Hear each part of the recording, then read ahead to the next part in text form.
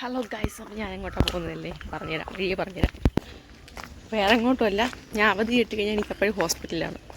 ഇന്നലെയാണ് പോകേണ്ട അമ്മയ്ക്ക്, ഇന്ന് അങ്ങനെ ഹോസ്പിറ്റലിൽ മാറ്റിയിട്ട് ഇന്ന് ഞങ്ങൾ ബസ്സിൽ പോകാൻ വിചാരിച്ചു കേട്ടോ. കാരണം കൊല്ലം നമ്മുടെ ഇവിടെ കല്ലുംതാഴത്താണ് പോകണം. അപ്പോൾ കാറിലൊക്കെ പോയി കഴിഞ്ഞാൽ ബ്ലോക്കും പെടോടെ റോഡ് പണി നടക്കുന്നുണ്ട്. അപ്പോൾ എന്തായാലും ബസ്സിൽ പോകാൻ വിചാരിച്ചു. അമ്മ നേരത്തെ ഇറങ്ങി നടന്നേട്ടോ, ഞാൻ ബസ് സ്റ്റോപ്പിൽ നിൽക്കും. അപ്പോൾ നമുക്ക് പോവാം. അയ്യോ, ഞാനത് ലേറ്റായിപ്പോയി. ഞാൻ ഇന്നലെ കുഞ്ഞിയെ കഴിവാണ്, കഴുകിയിട്ട് ഇറങ്ങി ലേറ്റായിപ്പോയി. അമ്മ ബസ് കയറി പോയാൽ എന്തറിയാൻ വയ്യ, നോക്കട്ടെ. അങ്ങനെ ഞാൻ അവിടെ ഇറങ്ങിയപ്പോൾ തന്നെ നമുക്കൊരു ബസ് വന്നു കേട്ടോ. പ്രൈവറ്റ് ബസ്സാണ് ഞങ്ങൾ ഇവിടെ കൂടുതലുള്ളത്. അപ്പോൾ സൈഡ് സീറ്റും പ്രൈവറ്റ് ബസ്സും പാട്ടും പണ്ടത്തെ സ്കൂളിലെ ഒരു അനുഭവങ്ങളാണ് കേട്ടോ. പക്ഷേ ഇപ്പോഴത്തെ സെറ്റപ്പ് എന്ന് വെച്ച് കഴിഞ്ഞാൽ സ്കൂളിൽ പോയ സമയത്തുള്ള പ്രൈവറ്റ് ബസ്സൊന്നും അല്ല ഇപ്പോഴും. ഞാൻ നോക്കുമ്പോഴത്തേക്ക് നല്ല നല്ല പാട്ടുകളായിരുന്നു. നമ്മൾ ഈ നോക്കുമ്പോഴത്തേക്ക് ടി വിയിൽ പാട്ടല്ല, വീഡിയോ, കണ്ടക്ടർ റിമോട്ട് കൺട്രോൾ വെച്ചിട്ട് വീഡിയോ സെറ്റ് ചെയ്ത് ഇഷ്ടമുള്ള പാട്ടിടുന്നു കേട്ടോ. എന്തൊക്കെ സെറ്റപ്പല്ലേ. അത് കഴിഞ്ഞ് നമ്മൾ നേരെ കല്ലമ്പലത്തിറങ്ങി നമ്മുടെ സ്വന്തം വണ്ടിയിൽ കയറിയിട്ട് നേരെ കൊല്ലത്തേക്ക് കേട്ടോ. വലിയ തിരക്കൊന്നും കാര്യങ്ങളൊന്നും ഇല്ലായിരുന്നു. അപ്പോൾ നല്ല ചെറുതെന്ന് കൊണ്ട് പോകുന്നുണ്ട്, വലിയ ബ്ലോക്കും കാര്യങ്ങളൊന്നും ഇല്ലല്ലോ. ഞാൻ മനസ്സിൽ വിചാരിച്ചു, സെറ്റിയിലൊക്കെ എന്ത് ബ്ലോക്ക്, ഇങ്ങോട്ടൊക്കെ ഓടിക്കാൻ കിട്ടിയെങ്കിൽ നല്ല സുഖമായിട്ട് ഇങ്ങനെ ഓടിച്ച് പോകാമെന്ന് കേട്ടോ.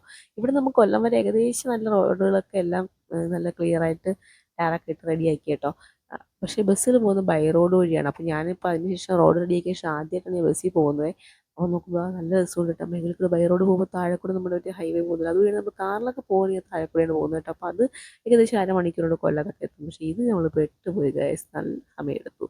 അപ്പോൾ ഞങ്ങൾ നേരെ ചാത്തന്നൂർ സ്റ്റാൻഡിൽ കയറി ബസ്. അപ്പോൾ ബസ്സിൻ്റെ അതേ മോഡലിൽ അവിടെ ഒരു സംഭവം ഞാൻ കണ്ടു കേട്ടോ. കറക്റ്റ് വീഡിയോ എടുത്ത് തരാൻ എനിക്ക് പറ്റിയില്ല.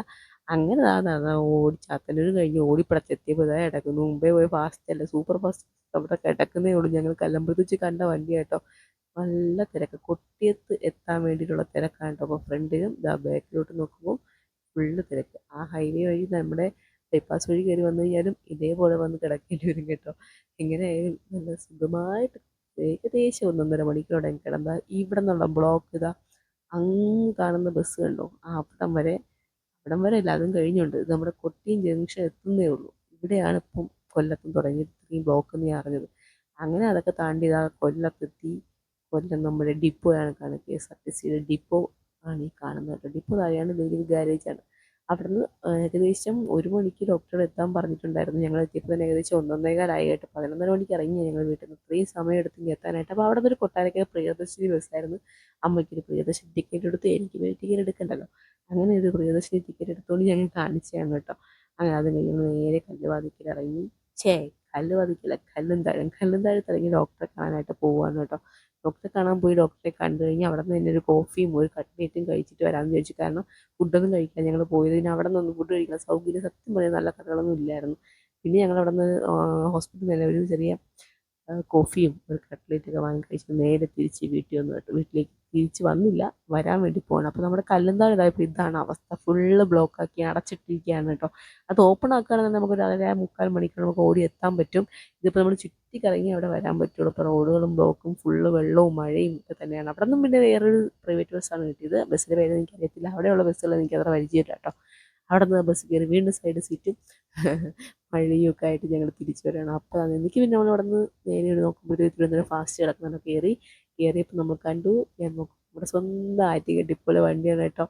അവിടെ നിന്ന് ഇങ്ങനെ വന്ന് നോക്കുമ്പോൾ അതേ കിടക്കുന്നു. ഇവിടെ നിന്ന് ഈ ബ്ലോക്ക്, കൊല്ലം പോളയത്തോട് തൊട്ട് ബ്ലോക്ക് കേട്ടോ. അപ്പം ഞാൻ വെച്ച് ഏകദേശം നല്ല രീതിയിൽ പറപ്പിക്കുന്ന ഡ്രൈവറാണെന്നുള്ളത് എനിക്ക് മനസ്സിലായി. പക്ഷേ ബ്ലോക്കിൽ ആൾക്കൊന്നും ചെയ്യാൻ പറ്റില്ല, ഫുള്ള് ബ്ലോക്കായി കിടക്കുകയാണ്. അപ്പോൾ ഏകദേശം നമ്മളൊരു 3-3:30 ആയപ്പോൾ കയറിയതാണ് കേട്ടോ. ഏകദേശം 5 മണി 5:15 വീട്ടിൽ എത്തിയപ്പോൾ അവിടെ നിന്ന് ആ ബ്ലോക്ക് കഴിഞ്ഞപ്പോൾ നമ്മുടെ സ്വന്തം ആറ്റിങ്ങൽ ഡിപ്പോയിൽ പറക്കും തളിക പറന്നുകൊണ്ടിരിക്കുകയാണ് കേട്ടോ. അപ്പോൾ ഞാൻ ഫ്രണ്ടിൽ തന്നെ സീറ്റിൽ തന്നെ വെച്ചാൽ ഒരു സീറ്റിലിരിക്കുന്ന നല്ല സുഖമല്ലേ, അതുകൊണ്ട് ഞാൻ ആ സീറ്റിൽ ഇരുന്നതാണ്. പക്ഷേ ഈ ഡ്രൈവറായിട്ട് എനിക്ക് അത്ര പരിചയമില്ല. എന്നാലും പുള്ളി എൻ്റെ അടുത്തൊരു കൊട്ടിയും കഴിഞ്ഞപ്പോൾ എടുത്ത് വെച്ച് ആറ്റിങ്ങൽ ഷിഫ്റ്റിൻ്റെ സ്റ്റാഫാണെന്ന് വെച്ച്. ഞാൻ പറഞ്ഞു ഈ വണ്ടി അവിടുത്തെ അല്ലേ പറഞ്ഞു. പിന്നെ ചേട്ടൻ സംസാരിച്ച് കമ്പനിയായിട്ടോ. അങ്ങനെ പുള്ളിയുടെ പേരൊന്നും എനിക്കറിയത്തില്ല. ഈ പുള്ളിയുടെ പേരൊക്കെ അറിയാതെ കമൻറ്റ് ചെയ്യുക. നമ്മുടെ ആറ്റിങ്ങലിലെ ഡിപ്പോയിലെ സ്റ്റാഫ് തന്നെയാണ്. വന്നാൽ ആദ്യമേ അമ്മ ഇങ്ങനെ എത്തിയോ, അമ്മയ്ക്ക് വല്ല യാത്രയും വല്ല പ്രശ്നം ഉണ്ടായെന്നല്ല എൻ്റെ കൊച്ചു പറയണം. കയ്യിൽ വല്ലതുകൊണ്ടോ കവർ വല്ലതുകൊണ്ടോ പിന്നെ അങ്ങനെയൊന്നും അറിയണ്ട, എല്ലാം സുഖം.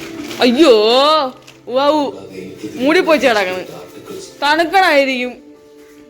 അയ്യോ അയ്യോ, അല്ലാത്ത കാഴ്ചയായിപ്പോയി. ആ കയ്യിലുള്ള പോയി കളഞ്ഞാണ്. അപ്പോൾ അച്ഛനും മോനും ഉച്ചയ്ക്ക് ഒരു ബിരിയാണി വാങ്ങി കഴിച്ചിട്ട്, അപ്പോൾ നമുക്കുള്ളൊരു ബിരിയാണി വാങ്ങി വെച്ചേക്കാൻ പറയാവുള്ളൂ. ഞങ്ങൾ പിന്നെ വഴിയിൽ നിന്ന് കഴിക്കാത്തൊരു ധൈര്യമായിട്ട് ഈ വീട്ടിൽ വന്നിട്ട്, അപ്പോൾ നല്ല മട്ടുപ്പാവില്ല ബിരിയാണി എന്ന് വെച്ചാൽ വേറെ എങ്ങും കിട്ടത്തില്ല. സൂപ്പർ ബിരിയാണി നമ്മുടെ മട്ടുപ്പാവില്ല. അങ്ങനെ ഞാൻ വന്നിട്ട് ആക്രാന്തത്തോടെ തിന്നിരുന്നു. കാരണം 5 മണി കഴിഞ്ഞ് കേട്ടോ, വിശന്ന് ഊപ്പാട് വന്നു. അങ്ങനെ കഴിച്ചുകൊണ്ട് നിന്നിട്ട് കഴിച്ച് കഴിഞ്ഞിട്ട് പിന്നെ കുറച്ച് പൂക്കാനും പരിപാടിയും കാര്യങ്ങളൊക്കെ ഉണ്ട്. അതെല്ലാം കഴിഞ്ഞ ശേഷം നല്ല മഴയാണ് വെളിയിൽ കേട്ടോ.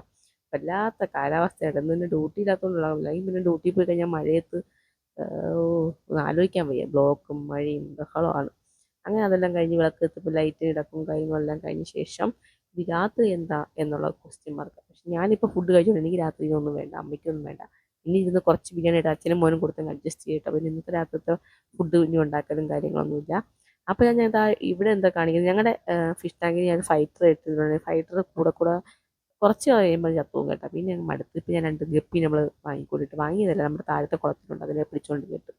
പിന്നെ ഞാൻ എന്താ ഒരു പോപ്കോൺ വാങ്ങിക്കുന്നത്, ഞാൻ വാങ്ങിക്കുന്നില്ല കേട്ടോ. വാങ്ങിച്ച് കൊള്ളാൻ നല്ല രസമുണ്ട്. അങ്ങനെ അത് കഴിച്ചുകൊണ്ടിരിക്കുന്നുണ്ട്. ഇന്നിപ്പോൾ വീഡിയോ ഇത്രയൊക്കെ ഇഷ്ടപ്പെടുമെങ്കിൽ ലൈക്ക് ചെയ്യുക, ഷെയർ ചെയ്യുക, ചാനൽ ആദ്യമായിട്ട് ഞാൻ സബ്സ്ക്രൈബ് ചെയ്യുക, അടുത്തുള്ള ബെൽ ബട്ടൺ കൂടി ഒന്ന് പ്രസ് ചെയ്തേ കേട്ടോ. അപ്പം അടുത്ത് ഞാനിടുന്ന വീഡിയോസ് നിങ്ങൾക്ക് നോട്ടിഫിക്കേഷൻ ആയിട്ട് വരുന്നതായിരിക്കും.